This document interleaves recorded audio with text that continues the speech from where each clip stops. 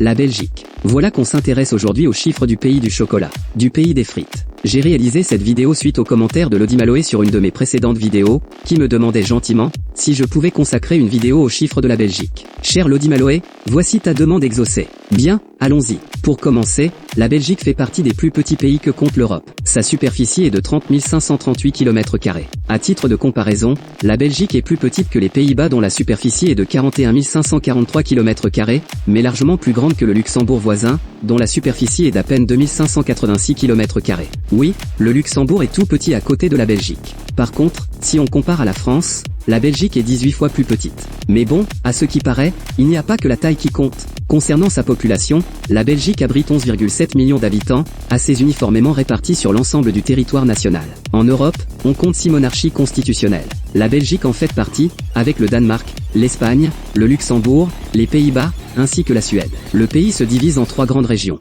La région de Bruxelles-Capitale, la région flamande, et la région wallonne.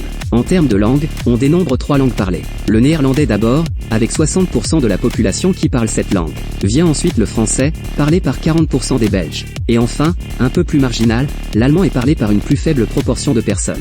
Le fleuve le plus grand qui traverse la Belgique est la Meuse qui prend sa source en France pour se déverser dans la mer du Nord. La Belgique est un pays relativement plat. Le point le plus haut est situé au Signal de Botrange qui est à une altitude de 694 mètres. Concernant le tourisme, la Belgique accueille chaque année autant que sa propre population, soit 11,5 millions de touristes annuels. Dans l'autre sens, les Belges vont essentiellement passer leurs vacances dans les pays voisins. En France par exemple qui arrive en tête, l'Espagne vient ensuite en deuxième position. Ce sont les Pays-Bas qui complètent ce podium. Au niveau de son ouverture sur le monde, la Belgique est dotée du deuxième plus grand port de l'Europe, juste derrière Rotterdam. Il s'agit du port d'Anvers. En termes de trafic, il est classé 14e à l'échelle mondiale. Du côté des airs, la Belgique ce sont 5 aéroports répartis sur le territoire. Bruxelles, Antwerp, Liège, Charleroi et Ostende.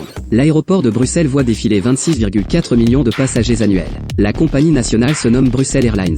Cette dernière se compose d'une flotte de 88 avions, exclusivement des Airbus. 2 modèles court moyen courrier, et un modèle pour les longs courriers. Pour ce qui est de la production d'électricité, la Belgique tout comme la France a d'abord recours à l'énergie de l'atome. Effectivement, l'énergie nucléaire représente plus de la moitié de l'électricité produite. Vient ensuite l'éolien qui représente une belle part du mix énergétique belge avec 24,5%. À la 3e position, nous avons les énergies fossiles avec une part de 16%. Le reste provient d'autres sources d'énergie renouvelables telles que le solaire ou la biomasse. La Belgique est bien connue pour produire beaucoup de chocolat. C'est le deuxième plus gros producteur de chocolat derrière l'Allemagne. Le pays a exporté en 2021 pour 3,1 milliards de dollars de chocolat. On ne rigole pas avec le chocolat en Belgique. Pour la météo, vaut mieux se couvrir et avoir un bon parapluie. La Belgique c'est 10,4 degrés Celsius de moyenne, entre 14 et 19 jours de pluie par mois suivant les mois d'été ou d'hiver. Pour ce qui est du soleil, la Belgique profite de 1584 heures de soleil par an. À titre de comparaison, c'est plus de 2800 heures par an sur la Côte d'Azur. Une différence colossale. Dernier chiffre, à l'heure où je réalise cette vidéo, vous êtes 143 abonnés. Je vous en remercie. Vous pourrez être encore plus. Si mon contenu vous plaît,